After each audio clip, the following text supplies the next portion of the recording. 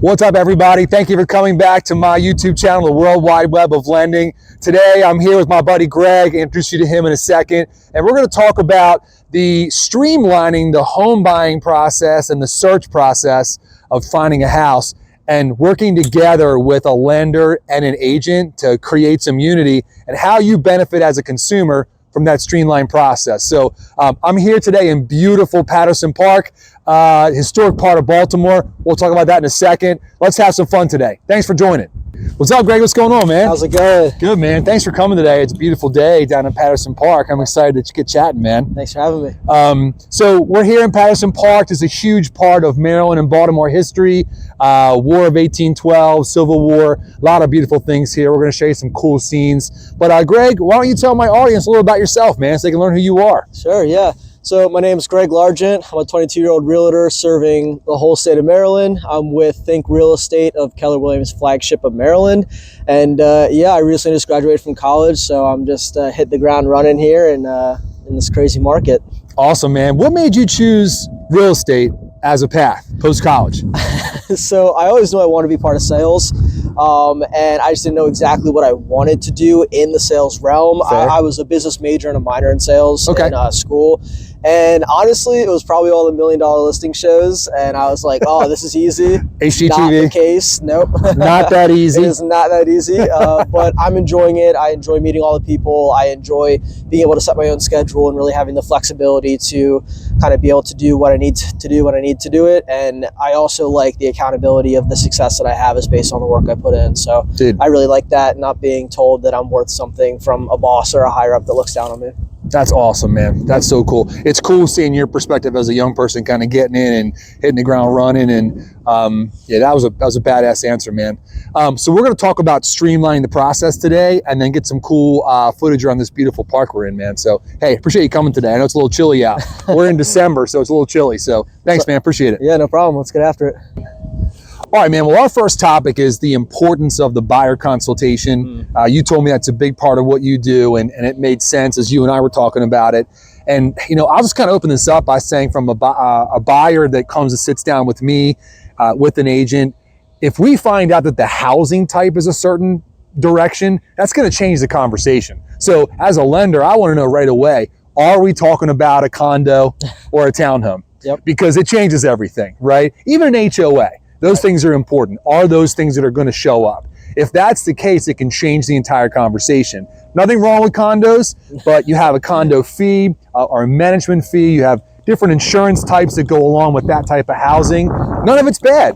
It's just different. And if we can find that out in the consultation, it can really streamline our process because we don't have to go back or double back when they find a condo they love, because that's just Murphy's Law. If they don't tell us they want to see one, and they're going to go find a condo and fall in love. So we don't want to go backwards. So also too, you know, I would say that when we make a pre-approval letter for somebody, we want it to be as effective as it can at communicating to a seller who this person is, to stand out. And the more the consultation can reveal those things, I can put it in writing on my end as a lender.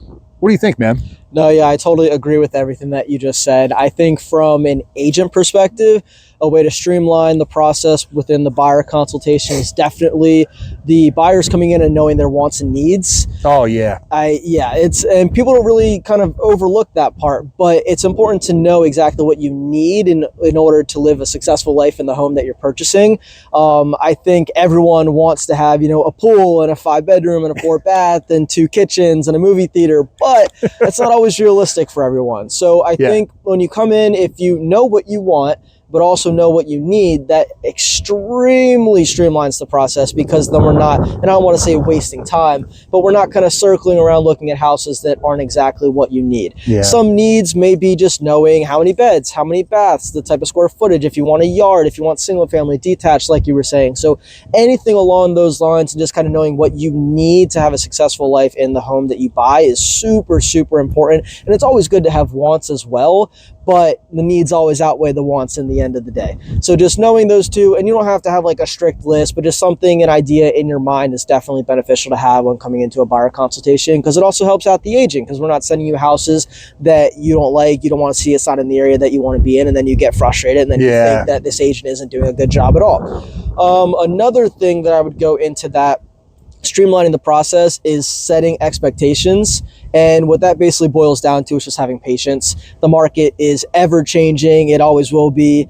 And just knowing that things are going to happen, things are going to pop up, and that no transaction is ever perfect. There's always going to be things that happen, as you know. Amen. And just having that expectation set that you know that you need to have patience, trust your lender that you're with, trust your agent that you're with, and everything will go smooth sailing. As long as you have faith and patience and you're not just, pushing, and then getting all concerned and nervous, because it happens all the time. It's totally understandable. We're human. And but just that's what I would say is just having patience. And man, and I'm sure as an agent, because I'm not always a part of this part of the deal, but the more you can unlock out of that consultation, the more streamlined the home search will be. Because obviously if you don't know and you go into 40 houses, that's a lot different. If they're figuring out what they want in 40 houses, that just sucks for them and they're gonna get more frustrated.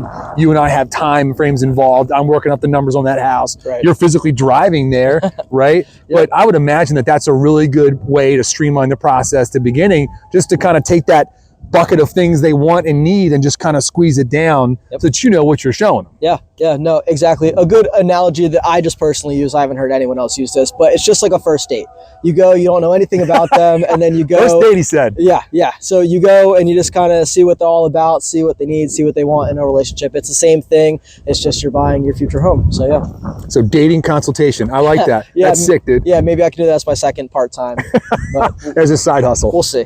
Awesome. All right, cool. Let's jump on, man. Let's keep going. Sweet. Awesome. Yeah. All right, man. Well, our second topic is kind of a super important in my mind, and it's about identifying roadblocks and obstacles that come up in the process. So obviously, when these things come up, it's kind of too late. You got to go into crisis management. But there's a couple ways to streamline the process and attack them up front. Sure. I'll tell you what, man. From a lending perspective, the largest weapon that we have against drama in the process and then having a roadblock or obstacle is transitioning from a pre-qualification to a pre-approval. When we meet with somebody, pre-qualification just means we're having a conversation, talking about numbers, affordability, and budget without documenting anything. That's a great way to start the process to kind of narrow down, like you said, needs, wants, housing types. But when we start accessing credit, collecting income docs and asset statements, then we transition to pre-approval. That conversation should be really detailed and in depth so that when I go to you and say, Mr. and Mrs. Jones are ready to go at this price, you don't look over your shoulder. I think the biggest way to avoid them is to do that. And a lot of things that come up, and sometimes I've got to ask the right questions. I can't put any onus on a consumer for telling me something I didn't ask them. So I got to play 20 questions times 10. But the more we do that, the more we can protect. Sure. And I think that the streamlining opportunity really comes in just asking questions and being detailed. The last thing I'd want to do is to give you a pre-approval letter and then find out in the loan process something came up that should have come up in the beginning. And like you said, something always happens, but a lot of it can be avoided. So I know I kind of hit on something there. What do you think about that, dude? Yeah, no, I mean, you kind of hit the nail on the coffin for me. The thing that I would say is just not being afraid to ask questions. Totally. Because that you would really be surprised how many people that go through the process are either afraid to ask questions or don't know if it's a proper question to ask, and then they won't ask it. And that is like the worst thing you can possibly do, because this whole process is new to a lot of people, or they haven't done it in so many years and it's an ever-changing industry. So there's always new stuff. So great point. It's just being afraid to ask questions is only detrimental to yourself and the agent that you're working with, because at the end of the day, you're not going to get what you want if you don't ask the right questions to kind of lead you and get you to where you want to be. And I mean, yeah, just basically what you said, that's exactly what it is. It's just don't be afraid to ask questions. You know that you're with a reputable lender or realtor if you're asking them questions and they have the courage to be like, I actually don't know that. Let me go ask someone in my office and I can get that answer for you. So not all the time will the people that you're working with always have the answers as well to your questions that you're also concerned about. Great point. So I think that's also a good thing to know. It's just because you think a question is stupid, that it may not be stupid, it may be important, and the person that you're working with, the professional, may not even know the answer. So it's always just good to ask as many questions as possible. I love questions. Call or text me literally any time of the day, and we get it done that way. So yeah. And I think I can speak for both Greg and I when I say that no question is too silly or stupid when it comes to a real estate transaction. We're the professionals. We live and breathe this. Here's that. We provide for our families, but we're trying to protect your family from drama. So no question is stupid. I literally had a scenario, and this just came up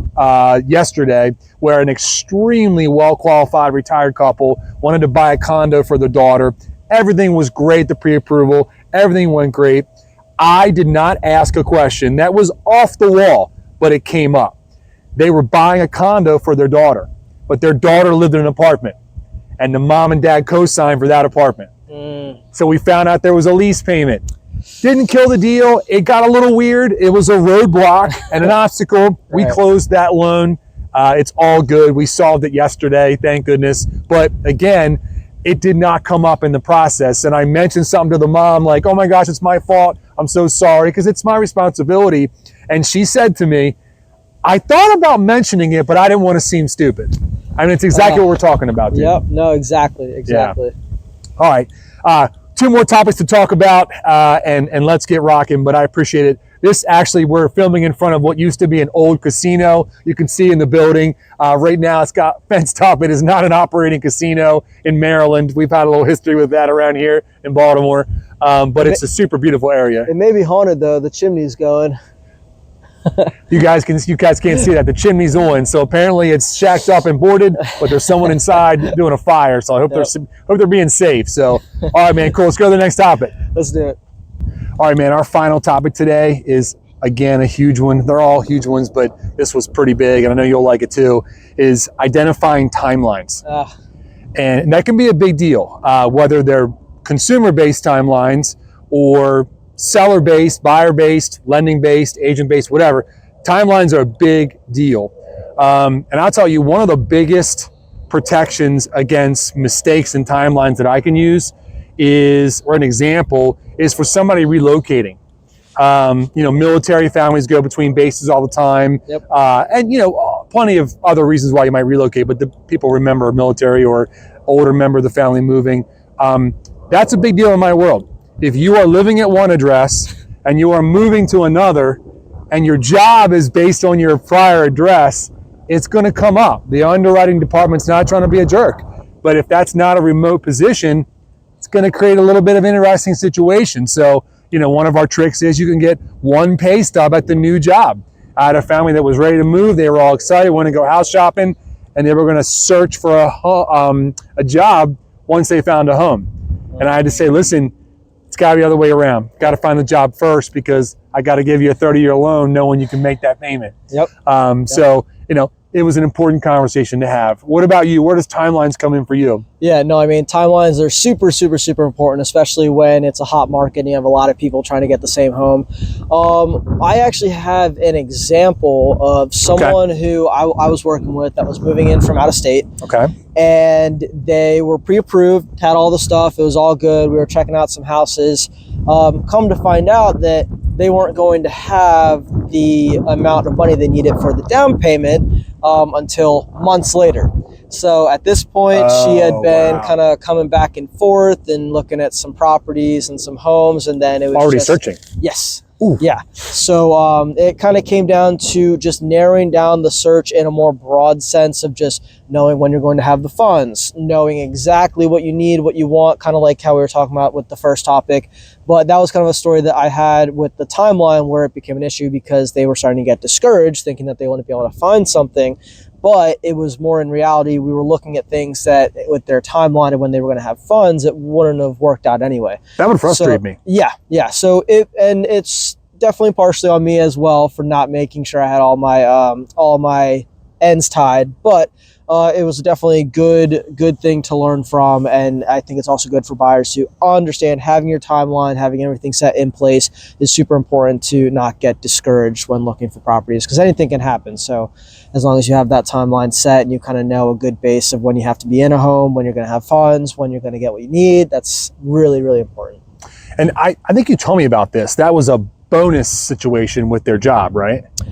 Correct. Yeah. So that's a pretty common thing. So, and I'll kind of close up this topic with this idea that plenty of people get bonuses. It's not even sales jobs. Administrative positions get performance bonuses, annual raises, bonuses, things like that. That's the timeline issue, because when those things happen, we have to know when they can be used as qualifying income, or in your case, down payment money. Right. You cannot buy a home and say, I'm going to have the money in the future. You got to have it during the loan process. Yeah. People get raises all the time. You cannot buy a home using a raise you haven't gotten. And even if you get that raise before or during the loan process, depending on your job, the way you're compensated or paid, we might have to average that number out. So a $10,000 raise is not 10,000 divided by 12 and your income goes up. We might have to average that. So again, it's a timeline issue, and how frustrating that could be if it's not communicated up front, which goes back to the consultation, I'm sure. I'm sure. Well, yeah, I think timelines are a huge part. Hey man, I really want to thank you for coming out today. It's a beautiful day. It's a beautiful area, but it's cold outside. I'm sure you got clients you want to deal with. Yes, sir. I hope they can't see the frost coming out of our mouth, but I really appreciate you coming here, man. Thanks again for making a video, talking to my audience, and doing the episode, bro. I appreciate you. Yeah, this is great. Awesome. All right, let's do a little close up on top of the hill and have some fun. Thanks again. I'll talk to you in a second. I want to thank you guys for watching the channel and the episode today. Hope you learned something. Pretty cool topic. I was excited to film this with my buddy Greg. Actually, behind me, if you can see the Baltimore skyline, there's a small sign in the background for Natty Bow. That's one of the offices that Greg works out. It's a beautiful location of Keller Williams. I'm going to put Greg's information in the description of this video. If you like what he was talking about and his vibe, definitely reach out and give him a call if you're interested in the home buying process. Today we learned about streamlining the process and things we can do about that. So again, pretty awesome topic. Beautiful area, Patterson Park here in Baltimore, where I was actually born. Pretty special to me. I was glad Greg wanted to come here. But hey guys, thank you so much for visiting the World Wide Web of Lending. Obviously, obligatory part of the speech. If you like what you saw, please hit the like button. Definitely subscribe, because when another video comes out, you'll get a notification, and I'd love to get your feedback on some of the things you hear. So thanks guys, have a good time, and I'll see you on the next episode at the World Wide Web of Lending. I'm Joe Webb. Thanks for coming.